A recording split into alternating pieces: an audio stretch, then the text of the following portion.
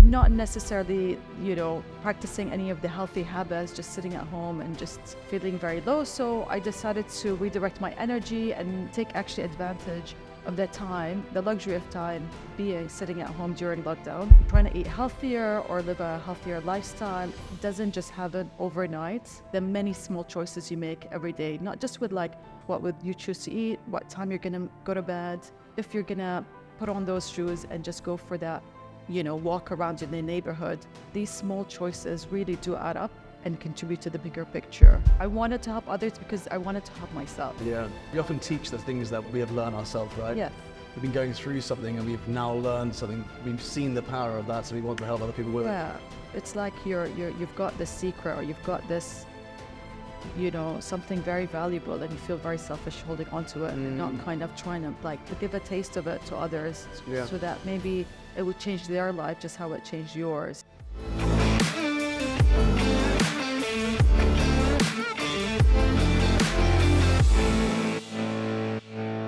So Miral, welcome to the Warrior Academy podcast. Well, thank you for having me. It is such a pleasure to finally meet you and to have you along. And for any parents who don't know who you are, what you do, could you give us just a very brief intro into your work?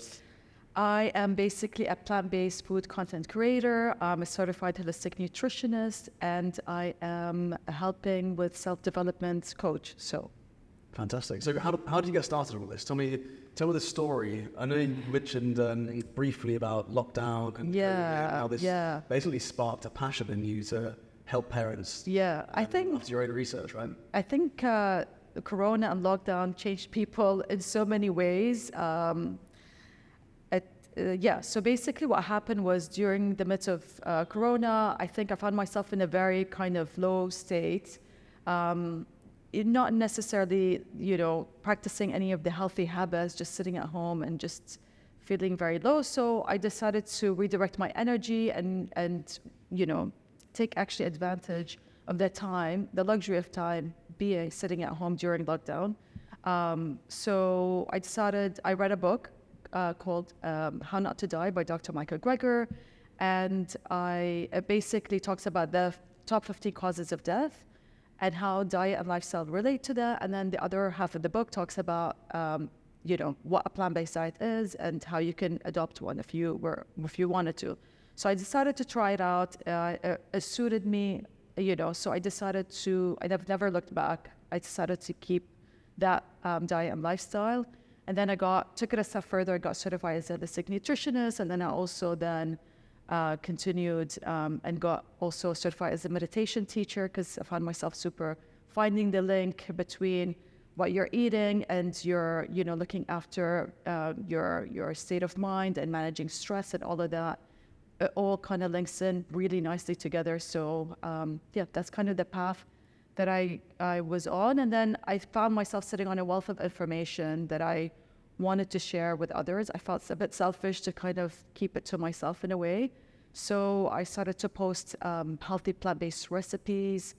So I understand that people are busy and not everybody knows how to cook or has time, but a lot of people do want to live a healthier lifestyle. So by me kind of spitting out a lot of healthy recipes, simple recipes, it hopefully will help make it just a little easier to implement. Brilliant, fantastic. And you're based here in Dubai, and how long have you been living in Dubai? I was actually born and raised here. Okay, yeah, raised in Dubai. And then also I lived in New Zealand for about 9 years. Okay, cool. Yeah, so I am Iraqi of origin, Iraqi Kiwi, and Okay, Iraqi Kiwi. Yeah. Cool. Based on your experience here in the UAE, do you think that people living here face unique challenges around nutrition that's different maybe to other areas in the world? Yes and no. I think that there's a lot of challenges that are across the board, regardless of where you live. For example, the consumption of, gadgets has obviously, I think, is quite consistent globally.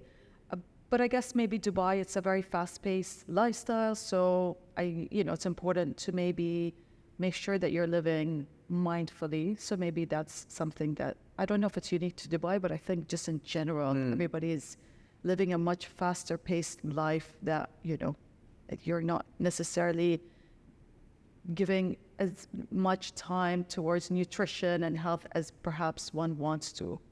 You know, during COVID, there was this kind of energy, I feel, from a lot of parents. So things are going to be different now, right? It's like now we've realized that we lived in such a fast-paced, world, and now we've had this moment of pause and reflection, and things are going to be different now. Right. I've got a feeling that we've just forgotten all of that, and life's just gone back to normal.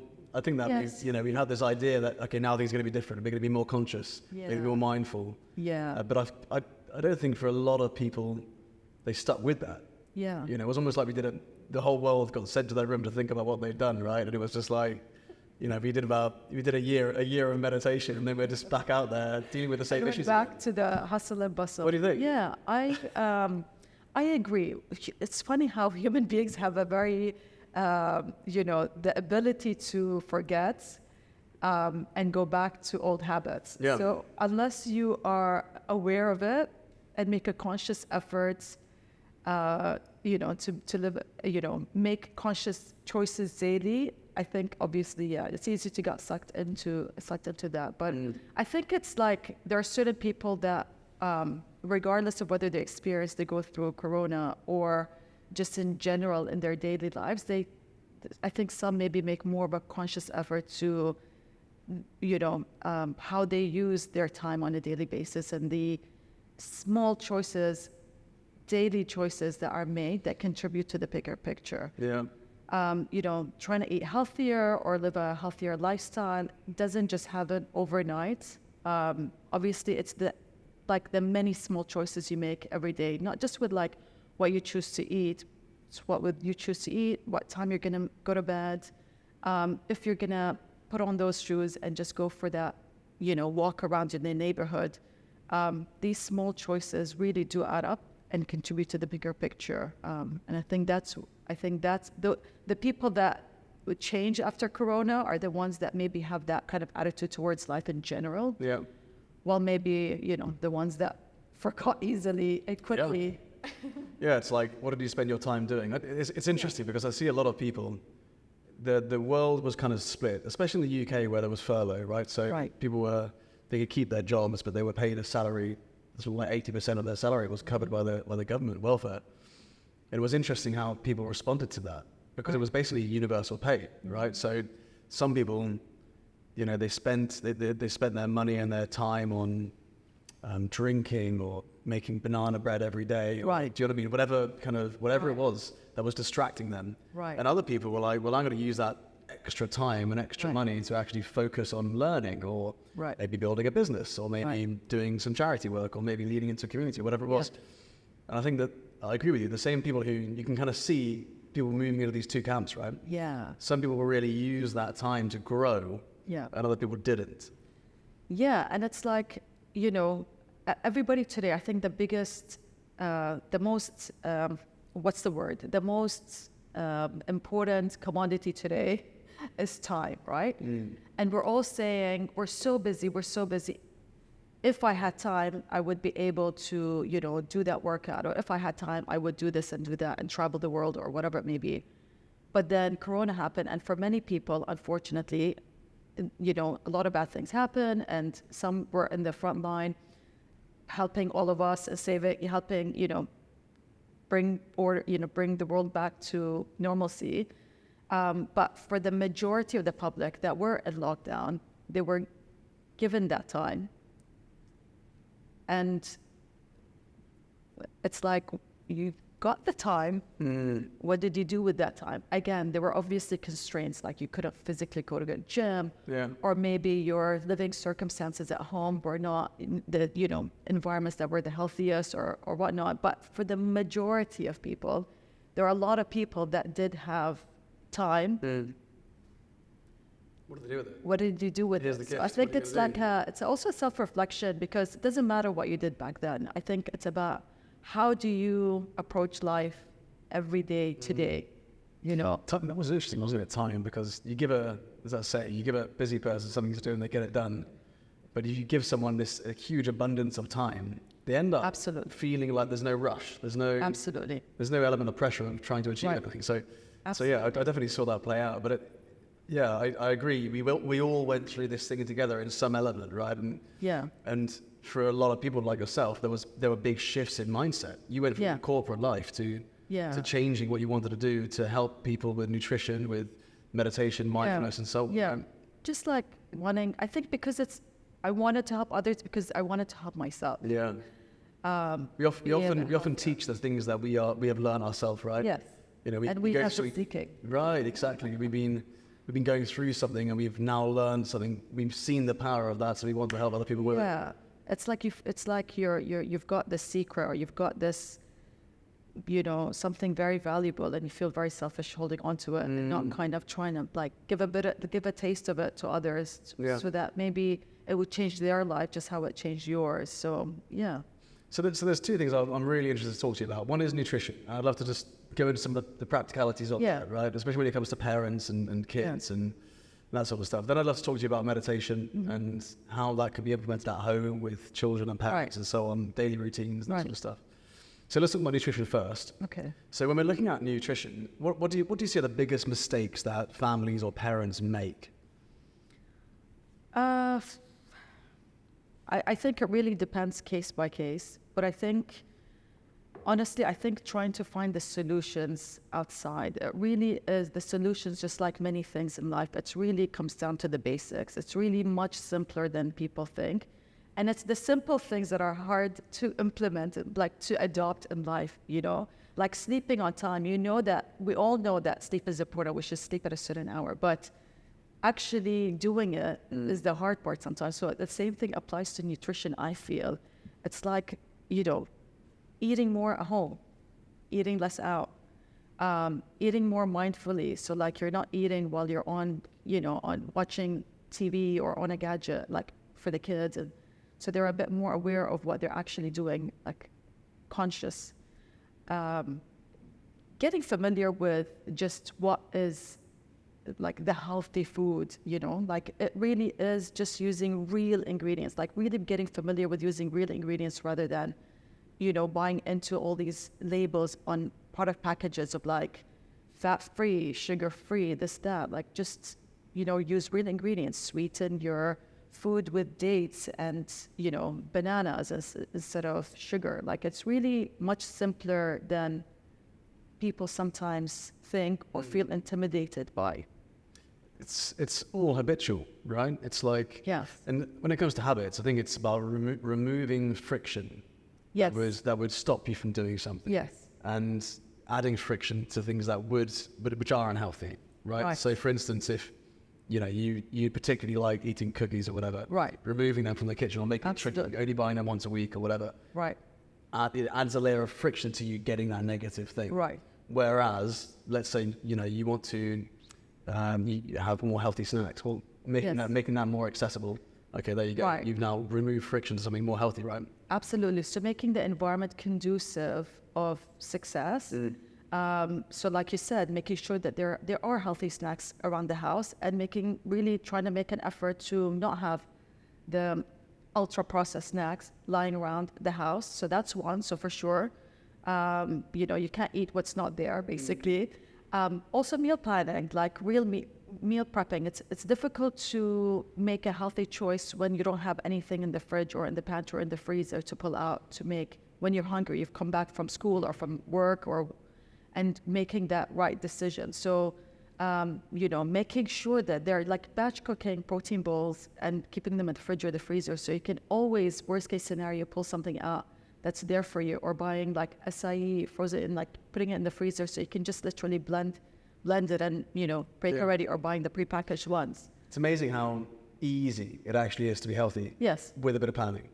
Like if the education's there, you understand what healthy is, right? And then absolutely. you've got an awareness, and then it's like just a bit of planning. Like if you just do an hour a week, absolutely, you can set your week up. Absolutely. Like, if you fail to plan, you plan to fail. Basically, that is very true. And also, I think, perhaps for parents and for children, I think it's important to remember, like, eating healthy is not boring. Like, when you're saying eat a healthy snack, it does not mean eat an apple.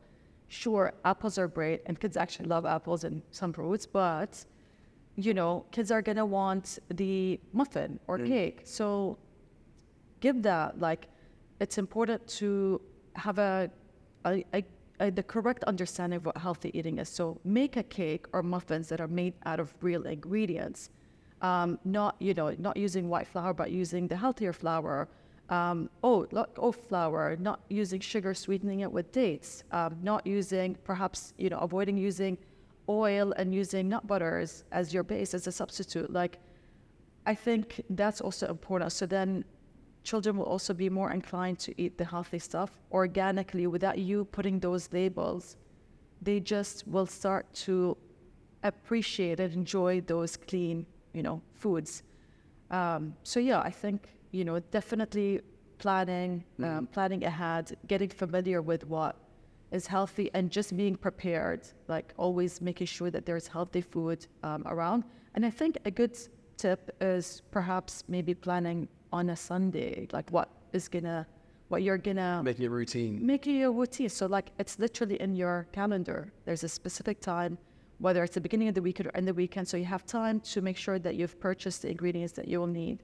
You've made time to maybe batch cook a couple of things, healthy snacks. So and by the way, like a lot of the times, even the healthy snacks, they will last a while. Like it's not like you're making something and it's gonna only be enough for a few. Like if you batch cook protein bowls, that's gonna be you can make 20 pieces, 30 pieces, 40 pieces, and for a family, you're gonna eat 1, 2, 3 pieces. Like that will last even sometimes a few weeks when you're alternating. So it is possible, but really, I think planning is crucial.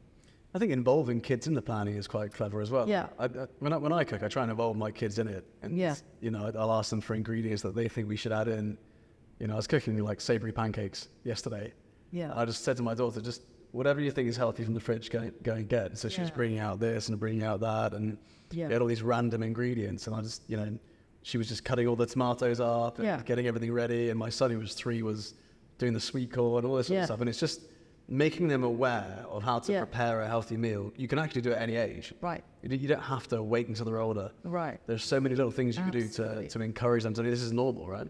Absolutely. And honestly, like it's just, I don't understand why. I know that it's nutrition and food is being taught to some degree in schools and to some degree by parents. But I do really believe strongly that there can be so much more put towards it. Like, I think there needs to be so much more incorporated in terms of, making healthy snacks and healthy food at schools, but also parents being also, as much as they can, like proactive and really involving them, and finding ways that will intrigue their interests. So I know this is a very random kind of example, but my son, he watches Mr. Beast on YouTube, right? So like, he's 6. I don't know. I hope it's age appropriate. But anyways, that's we gotta be honest with what kind of content they're consuming. And in one of the episodes, there was a cooking competition, and it was adults, it was not kids, but they made different desserts, and they had like no time, and the contestants didn't even know how to cook. So I looked at that, and the winning desserts, it was like a cake with like kind of, I don't know, a split banana on top. I don't know what it was, like a really crazy, it was in a chocolate factory makeup, pretend episode. And it really looked, and I'm sure, and I'm watching my kids see this, and I said, do you want to recreate that at home? And I know that just looking at it, I can help him recreate that at home using all proper, like real ingredients, sweetening the ice cream with bananas or dates, and making sure that the cake is actually, again, like good, nutritious ingredients. And so for me, I want him to, first of all, I'm speaking his language, or like I'm intriguing his interest in the kitchen through how he's, absorbing this information about food in the real world. And also trying to make sure that, okay, he's being exposed to all these like unhealthy desserts, right? Which are looking quite appealing to him. How can I make sure that he can have that? Yeah. But in the right way. Recreate it in the right way. It's not that hard to do. It's not that hard to do. Like any dish, you can recreate things in such a healthy way. I mean, just I think an example of if you want to reduce some of the amount of carbs you're having during the day, things like cauliflower rice instead of normal rice. Or, there's a million things like that you can do. Absolutely. After a while, you're just like, this is almost like a substitute. It just tastes great. Absolutely. And also, honestly, now we've got ChatGPT. Like, you literally can take any idea you've got, and you plug it in there, like you know, for example, in that case, we want to recreate a certain recipe. Just put in what the recipe is and say, I want to use real ingredients. I want it to be sweetened with, like, you know, healthy, you can say fruits or healthier sweetening, liquid sweeteners, whatever. Like, you can really put it in and it's going to spit something out that's going to be quite decent to just run with. And yeah, I think just having fun with food, like not being so serious about like it's mealtime and it's, you have to eat your greens, and like not kind of, you know, making greens more fun. That is the challenge most parents have, right? So how can we make greens more fun? How can we make vegetables more appealing for kids? That's can you answer that? Go on then. Let's hear it. I'll give you a few ways that you can do that. I mean, first of all, honestly, I don't think like if greens are like the most impossible thing. This is one of life's biggest questions, by the way. So you got me into this conversation.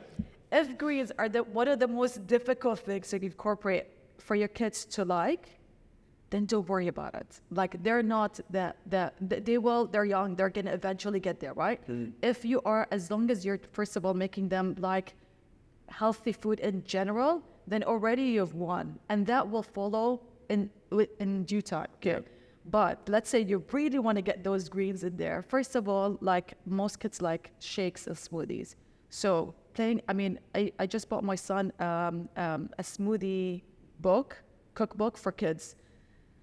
Looking at those recipes and like just picking one recipe, like there are a lot of recipes, smoothies that are sweets that are with fruits, but there is one hidden vegetable ingredient. So sometimes it's a carrot, or sometimes you can add spinach into your smoothie. You won't taste it, you won't feel the texture, you won't taste the texture, and you can get it that way with like banana and blueberries and, you know, all that sort of stuff. So it is possible, and again, greens can come in many forms. So you can eat it raw, you can have it hidden in a smoothie or in like baked goods, or you know, you can have it in like a spinach pie. Like there are many different ways. Or blend it up and sneak it in.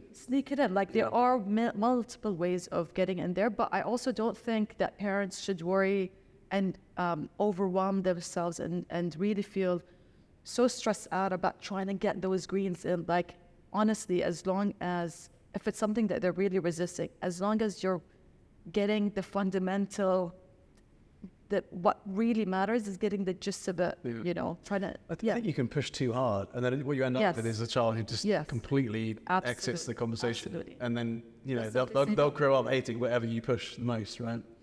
Absolutely. And when they're younger, we feel like we have the ability to control what they're eating more because they don't have another option, because they're going to have to eat that. Or we feel like we have, like we're buying, like we've got money and we're the ones buying these ingredients. So we're having so much more control over that. Or like when we're sitting at a restaurant, no, you can't order that. Eventually, they will be old enough to have their own savings, and they will be out with their friends, right? And eating at a restaurant, and they will be old enough to simply say no, or they will be old enough to, you know, make their own breakfast, lunch, right? Or sandwich. Yeah.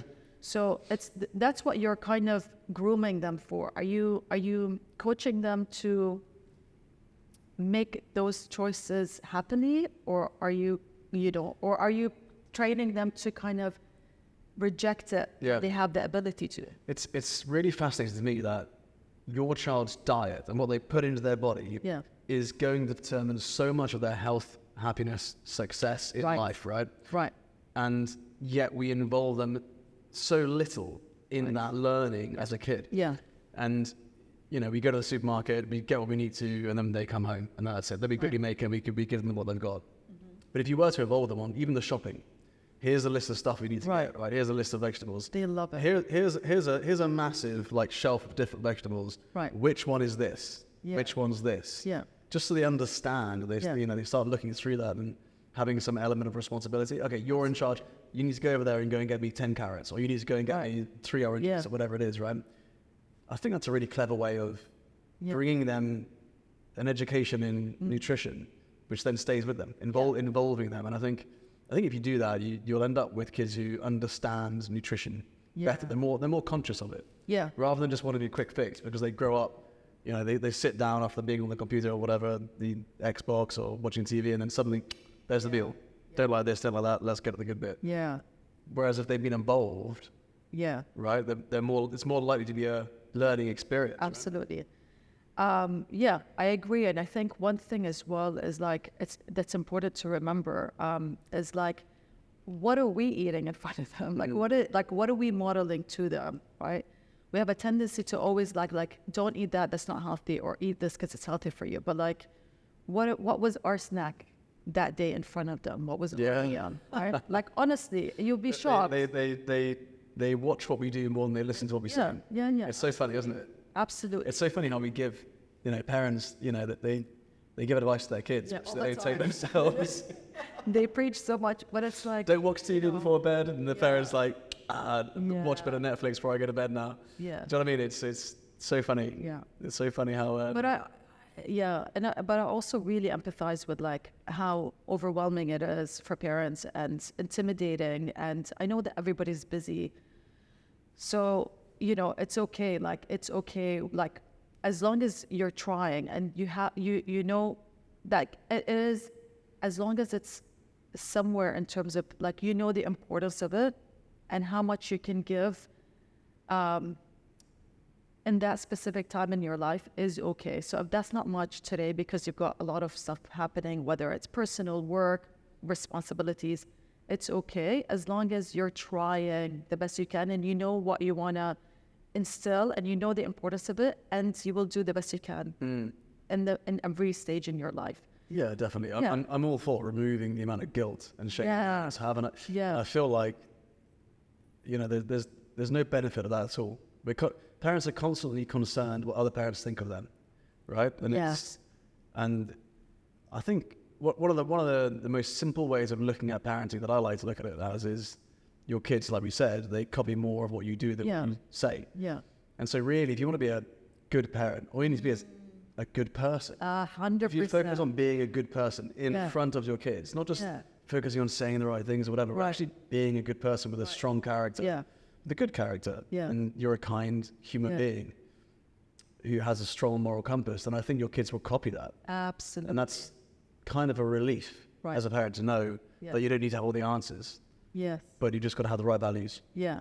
So absolutely. I love that. Absolutely. And I think this is it, right? Like if you want your kids to eat healthier, like look after yourself. Like it's really important to, work on the self-development bit, because that will indirectly then, spill over with your kids and everything else that is important to you and you're set out to do. So I think that's some of the greatest work a parent can do is actually on themselves. Yes. Right? And so much of the issues that our kids have is actually because of the generational trauma we haven't prevented from them experiencing. And if we just did some introspective work, looked just beneath the surface and realized, we're triggered by this, or we're upset by that, and I'm subconsciously passing it on to my child. Absolutely. You better resolve those, and your child would live a more happy and healthy life. And absolutely. And so a lot of the work I see is just parents doing more work on themselves. Yes. Absolutely. Which leads us to your kind of self-development journey and your focus on that. So tell me a little bit about that. I don't know. I just kind of entered the space with the intention of wanting to, with the nutrition part, because I do feel like I feel like food and nutrition is at the heart of a healthy lifestyle. But of course, there's so many other elements around it that are equally important, which is, exercise, managing stress, hydration, environment, relationships, connections. And so, initially I wanted to really help with my content to make it easy with healthy, easy, quick recipes. But now I feel myself drawn to create more self-help and self-development content. Because like you said, I think it all links in together. The more that you're able to look after yourself, your mental health, your evolve, like make better daily choices, it all links back together. Yeah, definitely. And when you eat better, you feel better. And when you're feeling better, you're working on yourself more. And when you're working on yourself, you're going to eat, it's like kind of it's all linked. Everything's linked in together, I feel. So, So tell me about meditation, because that's obviously a big aspect of your work and what you're focusing on. Yeah, I mean, So, food is what's important to, like, nutrition is what is important to our health, but also stress. And so the two link in together. So I got certified as a meditation teacher because I feel like it's important to manage stress to also be able to get the benefits as well from nutrition. A lot of the, what I would say as well is that the gut is also given the label of the second brain, right? Because there are neurons not only in your brain, but also in your gut. So that there is a clear link between the two. They're sending messages all the time to each other. So when you're feeling stressed or when you're feeling, nervous about a presentation that's coming up, obviously you'll start to experience physical things, whether you feel stitches in your stomach or you're feeling nauseous or whatnot. So what we eat is going to affect our well-being, mental well-being, and vice versa. So how we're feeling psychologically is also going to have a direct link in terms of what's happening in terms of our digestion and how we are absorbing, the nutrients of what we're eating. So I feel like there's a massive link there. But yeah, in terms of meditation, I feel managing stress is probably one of the biggest things that we need to work on today. And it's a daily practice, just like exercise, and it's a lifelong journey. I find it funny when somebody will do like a meditation kind of session and feel like they're a good place. They're set. They're good to go. Completed meditation. It's just like you go to the same gym. Time next year. So it's just like when you work out. It's like, okay, you've worked out, but like, great, you got the benefits, but you need to keep that up. So it's the same with meditation. There's so many, yeah. I've got this theory that I don't want to take on any new habits unless I can stick with it for the rest of my life. Right. And I think that if you look at a lot of New Year's resolutions, all this sort of stuff, right? It's like, 30-day this, or 5-day this, or 10-day whatever. These things, they can be great for initiating change, but I think that the most powerful things we can do are the smallest things, right? It's the 1% changes here and there. And if you just create a habit, which you're like, this can benefit me for the rest of my life, it's worth investing. Yes. So one of those things is walking each day, right? One of those things could be doing the Sunday planning of your meals for the week. One of those things could be involving your kids on prepping the meal once a week. Yeah. One of those things could be writing down what you're grateful for each day, which we teach our students at the Warrior Academy. Yeah. One of those things could be journaling. One of those things could be meditating. Right. And so I think if you understand the power of it, you're basically investing your time, energy, resources over not just 1 year, because you only get so much benefit over a month or a year. Right. But imagine if you do that for 10 years, 20 years, 30 years. How does that impact your life, right? It's like the net positive impact of that is massive. And then it becomes less of a thing, like a fad that you're trying. Like we mentioned about meditation. Right? Absolutely. This is just how I live now. Right. I do a little bit of this every day. That's it. Yeah. And I think on the point that you were mentioning about habits, you're like, I'm not going to take a new habit on unless I know I'm going to stick with it for the rest of my life. I think also I think there are people that get super excited and take on 10 habits, new habits at the same time. And so they obviously, feel overwhelmed, burn out, and then quit all. Mm-hmm. So there's like no hurry. Like this is, again, like it's not a race. So it's about, adopting the new habit, like wanting to sleep 1 hour earlier every night. So like do that, like let that be your priority.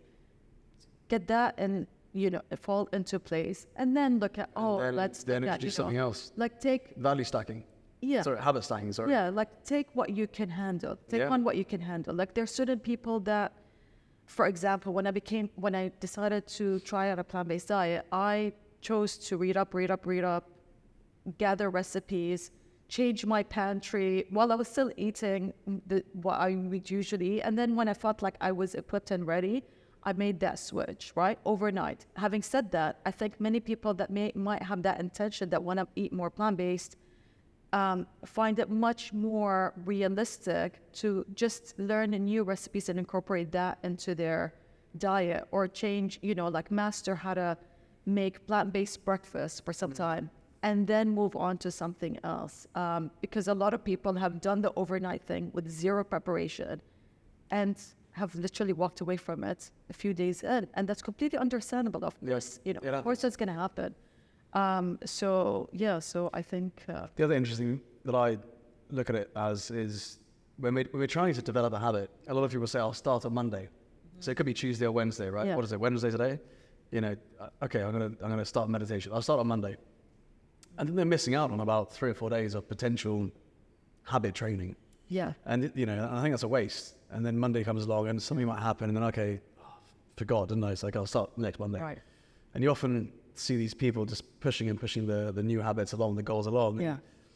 And the other thing I see it as is it's very easy to miss a day. So when you're learning and trying to develop a new habit, it's so easy to accidentally slip up. Okay, forgot to meditate today. Forgot to write down what I'm grateful for. Or forgot to do the challenge I was going to do each day.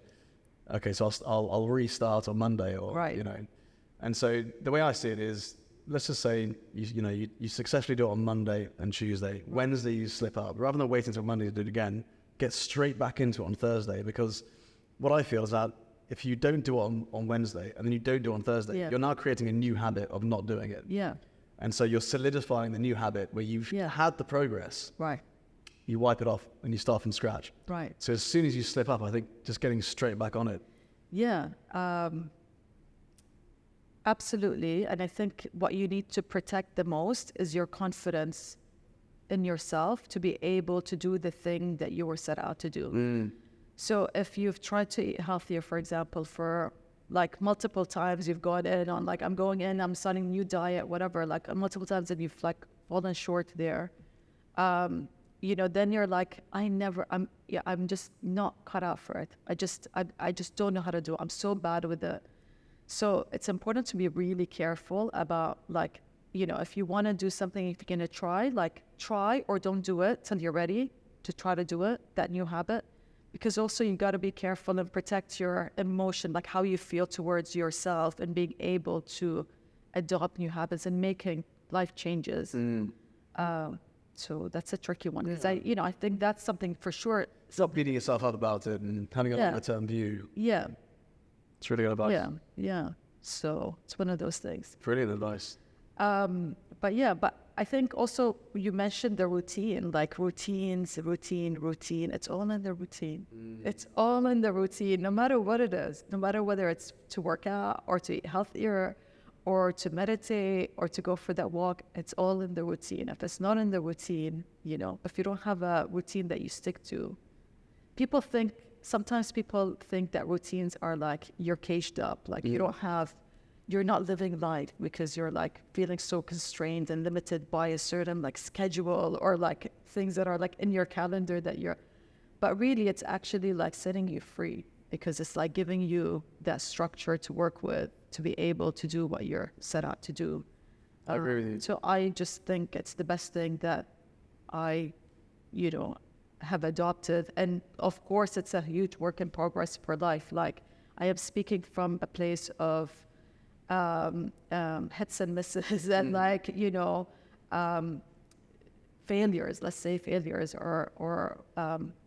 and just kind of getting back into it and like really respecting that and trying to like respect the routine and to really reap the benefits. And the benefits are amazing. I think we find a lot of comfort in routines as humans. Yeah. And I think routines are so important for growth in general. It's the consistency of doing the same thing again and again. Right. I had a great mentor. He's no longer with us, sadly, but a great mentor who once said to me, how we spend our days is how we spend our lives. And I reflect on that a lot, because for me, that's all about living with intention.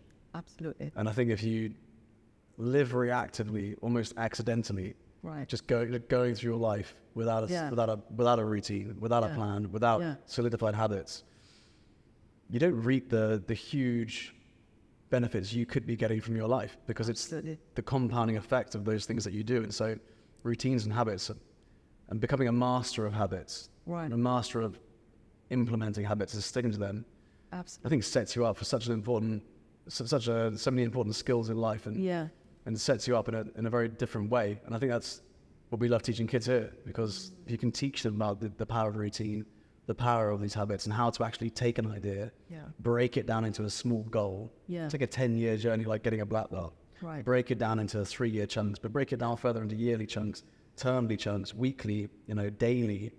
Suddenly you've got a child who understands how to achieve massive things in life by focusing on a daily habit routine. Right. And that's super powerful. I love that. I can't tell you how much I love that. It's like, it's amazing, because if you tell a child, like, for you, you know what it would take to get a black belt? 10 years of daily, I don't know what.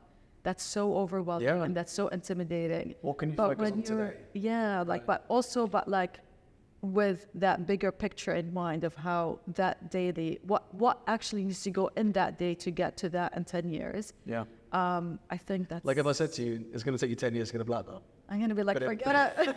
But if I said today, meditate for 1 minute, write down 3 things you're grateful for, do 10 press-ups. Yeah. You'd be like, I could that's do that. easy. Yeah, okay, we'll do the same thing tomorrow. Yeah. And then we'll speak about tomorrow. I love that. I think teaching these kids is amazing. And I didn't realize that you also get them to practice gratitude. Yeah, so we've got a daily habit routine which basically follows the 3 C's, which we call competence, conduct, concentration. Right. So a parent would fill in the breakthrough area assessment. And you can actually do it. It's www.breakthrougharea.com. Right. It's about 45 questions, and it gives them a score for each of those 3 C's. So they get a percentage for confidence, a percentage for conduct, a percentage for concentration. They then know what to work on the most. So a child might typically have high levels of confidence, but low levels maybe of conduct and concentration.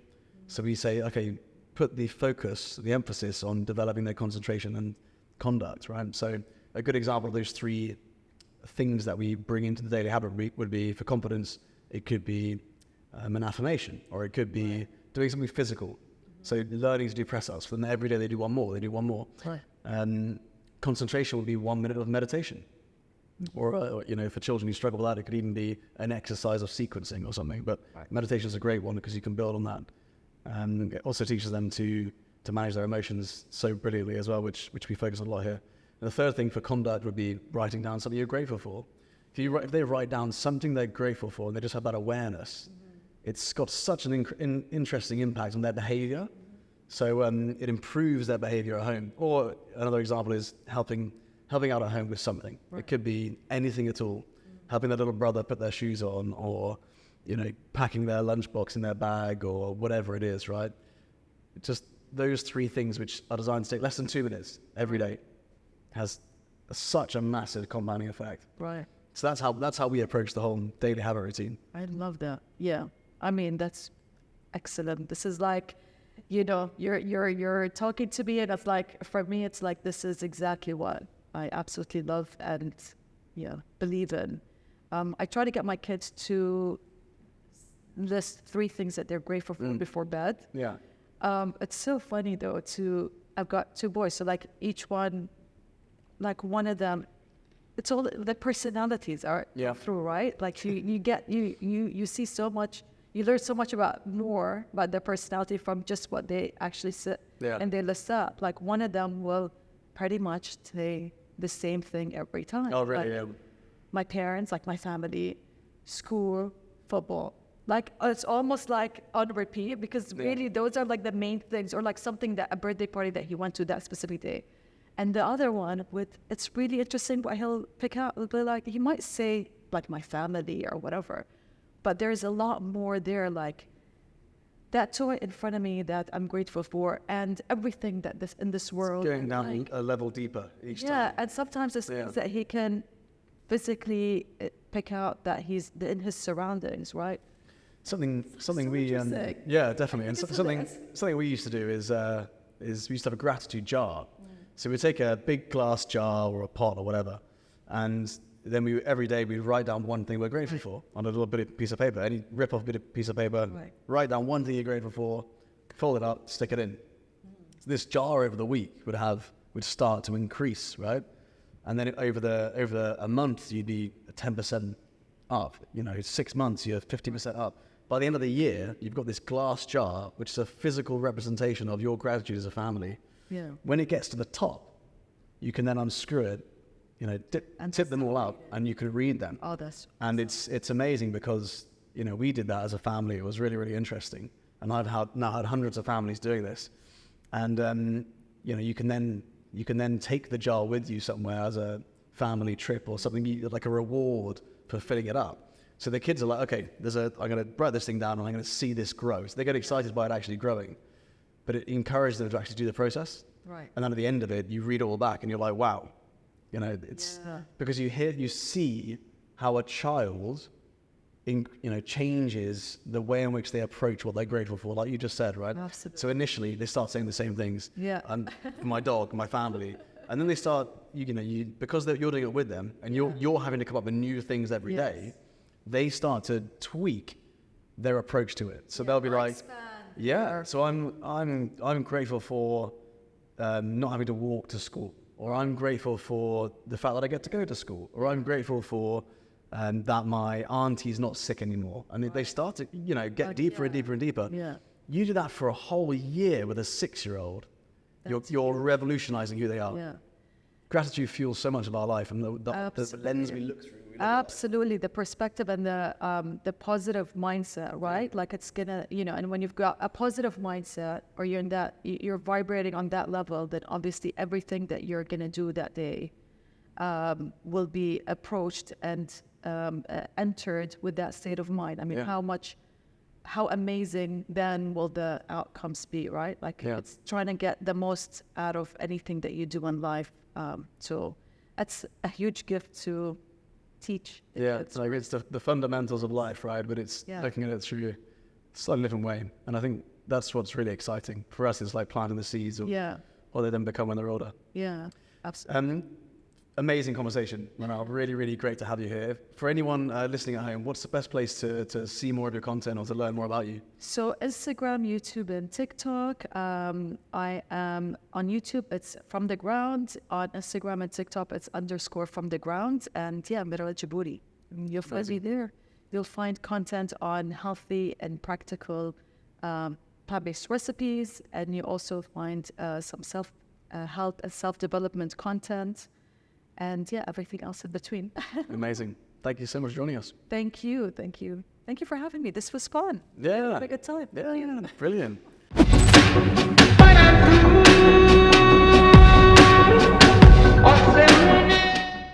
I really hope you enjoyed today's Warrior Academy podcast episode. We're going to keep creating these episodes because I know that so many parents find them useful or get insights or get ideas about how to develop their child's character. But it all comes down to the 3 C's: confidence, conduct, and concentration. So if you want to get a deep insight into the levels of confidence your child has, the level of concentration they have, or the level of conduct they have, so that you can actually put a score next to it and then work towards increasing those scores like we do in the Warrior Academy, then I'd love to invite you to fill in the Breakthrough Area Assessment. It takes about 5 minutes of your time, and you will get a personalized PDF report on your child's 3 C's. To access the Breakthrough Area Assessment and find out your child's 3 C's score, all you need to do is go to www.breakthrougharea.com.